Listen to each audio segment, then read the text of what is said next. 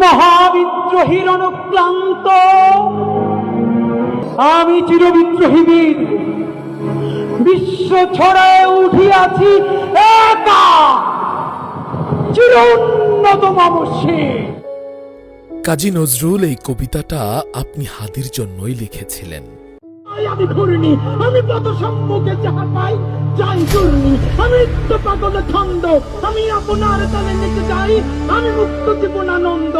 নজরুল কলম দিয়ে বিদ্রোহ করেছিলেন, আর আপনি নজরুলের লেখায় অনুপ্রাণিত হয়ে নিজেই হয়ে উঠেছিলেন এক জীবন্ত বিপ্লব। খুব শীঘ্রই বাংলার মাটি পাশাপাশি নিজের বুকে দুজন বিদ্রোহীকেই আগলে নেবে, একজন শব্দে আরেকজন রক্তে। আমরা হয়তো মরে যাব, শহীদ হয়ে আল্লাহর কাছে পৌঁছে যাব, আর যতক্ষণ বেঁচে থাকি ততক্ষণ আধিপত্যবাদের বিরুদ্ধে লড়ে লড়ে নতুন বাংলাদেশের জন্য, ইনসাফের বাংলাদেশের জন্য নিজের জীবনকে জাহান্নাম বানাইয়া বাংলাদেশে নতুন একটা জান্নাত আনবই আনবো। হাদি, আপনি বারবার বলতেন আপনি শহীদ হতে চান। আপনার চোখে, আপনার মুখশ্রীতে সেই তীব্র তামান্না আমরা দেখেছি। আজ তাকিয়ে দেখুন, পরওয়ারদিগার সেই তামান্না কবুল করে নিয়েছেন। তো আমার ওয়াইফ খুব মাঝে মধ্যে আর কি মজা করে বাচ্চারে বলে যে ইনকিলাব মঞ্চের মুখপাত্র তোমার সাথে দেখা করতে আসছে। তো আমার এই প্রথম মনে হলো কি যে আমি ভাইয়ারে বলি, ভাইয়া আল্লাহ যদি আমাকে নিয়ে যায় আমার বাচ্চাটার দিকে একটু খেয়াল রাখেন।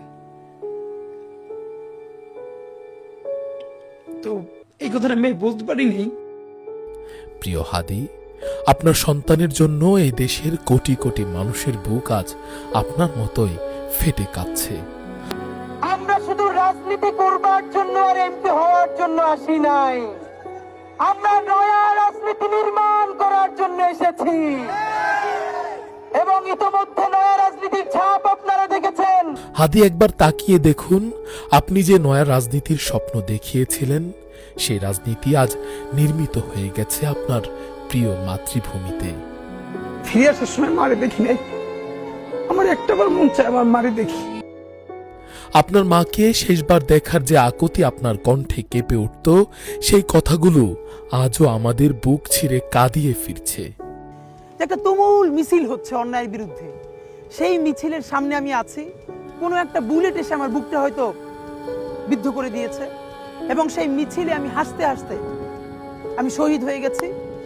এবং সবাই যখন মৃত্যুটাকে ভীষণ ভয় পায়, আমি তখন হাসতে হাসতে আল্লাহর কাছে ভীষণ সন্তুষ্টি নিয়ে পৌঁছতে চাই যে আমি একটা ন্যূনতম ওই জীবনটা লিড করতে পারলাম, যে আমি একটা ইনসাফের হাসি নিয়ে আমি আমার আল্লাহর কাছে পৌঁছতে চাই।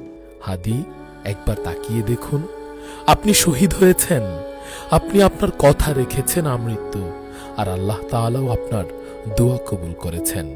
হলো আমরা ফজরের পরে ক্যাম্পেইন একটা অসাধারণ ব্যাপার হয়েছে যে ফজরের পরের ক্যাম্পেইনে আমরা দেখেছি যে 2 ঘন্টা ক্যাম্পেইন করলে যে বরকত পাওয়া যায়, এটা অনেকদিন সারা দিন কাজ করে পাওয়া যায় না।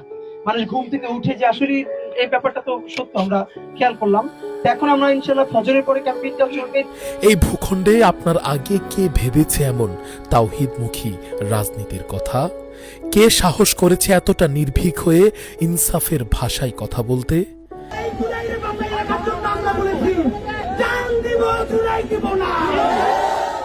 প্রিয় হাদি, আপনি আপনার কথা রেখেছেন, আপনি জান দিয়েছেন, কিন্তু জুলাই দেননি।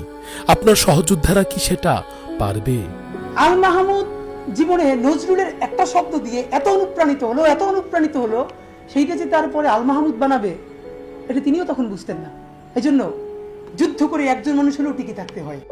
হাদি, আপনার যুদ্ধটাও আপনি একাই করে গেলেন, জোটে নয়, কোনো মাফিয়া নয়। একজন মানুষ, একটা কণ্ঠস্বর, একটা বিশ্বাস। ওসমান হাদি ঢাকা 8-এর প্রার্থী নয়, সমস্ত মাফিয়াতন্ত্রের বিরুদ্ধে 300 আসনে আমার যত ভাই, আমার যত বোন জনগণের ম্যান্ডেট নিয়ে নয়া রাষ্ট্র নির্মাণের জন্য নির্বাচন করবে, আমরা তাদের সকলের জন্য প্রচারণা করব। আপনার সেই কলিজা ছেঁড়া বক্তৃতায় সমস্ত মাফিয়াতন্ত্রের তখ্ত কেঁপে উঠেছিল। ইয়া হাইয়ু ইয়া কাইয়ুম, ইয়া হাইয়ু ইয়া কাইয়ুম। হাদি, আপনি যখন বলতেন ইয়া হাইয়ু ইয়া কাইয়ুম, আপনি যাকে ডাকতেন তিনি আপনার ডাক শুনেছেন। সবাই যখন মৃত্যুটাকে ভীষণ ভয় পায়, আমি তখন হাসতে হাসতে আল্লাহর কাছে ভীষণ সন্তুষ্টি নিয়ে পৌঁছতে চাই যে আমি একটা ন্যূনতম ওই জীবনটা লিড করতে পারলাম, যে আমি একটা ইনসাফের হাসি নিয়ে আমি আমার আল্লাহর কাছে পৌঁছতে চাই। হ্যাঁ হাদি, আপনি হাসতে হাসতে আল্লাহর কাছে পৌঁছে গেছেন ভীষণ সন্তুষ্ট হৃদয় নিয়ে।